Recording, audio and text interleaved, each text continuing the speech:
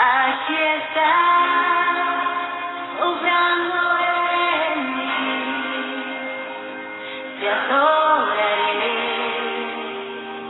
te adoraré. Aquí está, debemos mover.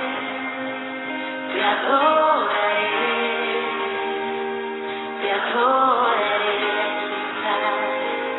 Aquí está, obrando en mí. Buenos días, hermanos. Este es el devocional de la Iglesia Cristiana Bautista Las Delicias con el tema El discípulo encarna la sana doctrina. Texto bíblico Tito, capítulo 2, versículos 7 y 8. La Iglesia tiene que enseñar doctrina sana y sólida. La Iglesia tiene que enseñar la doctrina basada en la palabra de Dios.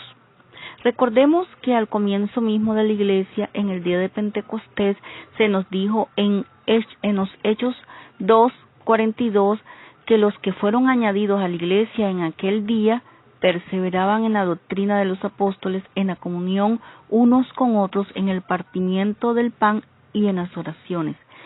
Estas fueron las señales de identidad de la primera iglesia: la doctrina de los apóstoles, la comunión, el partimiento del pan y la oración. Realmente no importa el aspecto del edificio de una iglesia, su decoración interior o la comodidad de sus instalaciones.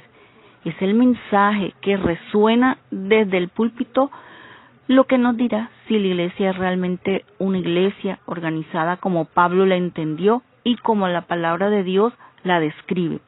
En el primer capítulo encontramos que los ancianos a quienes Tito iba a nombrar tenían que ser capaces de hacer dos cosas: exhortar y refutar a los herejes. Un anciano debería poder exhortar desde la palabra de Dios, así como debería ser capaz de responder a un hereje.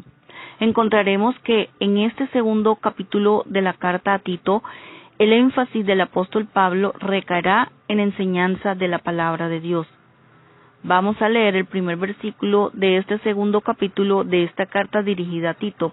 Pero tú habla lo que está de acuerdo con la sana doctrina. La expresión sana doctrina, que puede traducirse también como sana enseñanza, significa la doctrina de los apóstoles. El tema más importante del primero en la lista de prioridades de la iglesia primitiva era la doctrina de los apóstoles. Por tanto, lo que leemos en estas epístolas o cartas que estamos estudiando es también una parte de la doctrina de los apóstoles.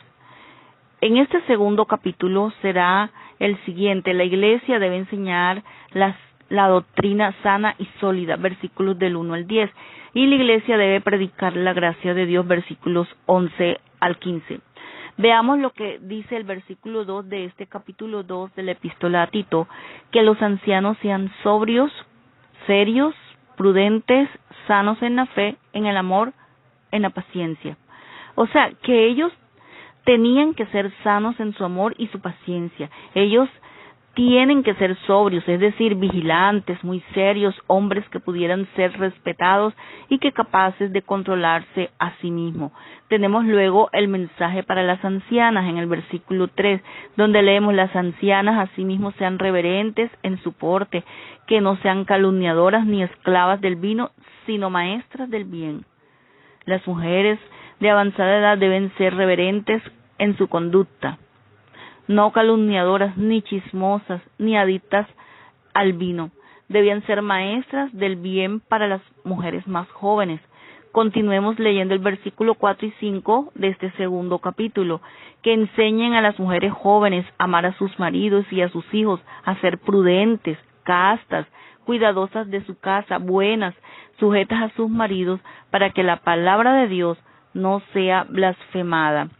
Hay varias cosas que se pueden destacar aquí. Cuidadosas de su casa, esto nos indica la importancia de la influencia y la actividad de la mujer en el hogar como esposa y como madre, especialmente en los tiempos difíciles en que vivimos, para la estabilidad de la familia, las relaciones conyugales y las relaciones entre padres e hijos.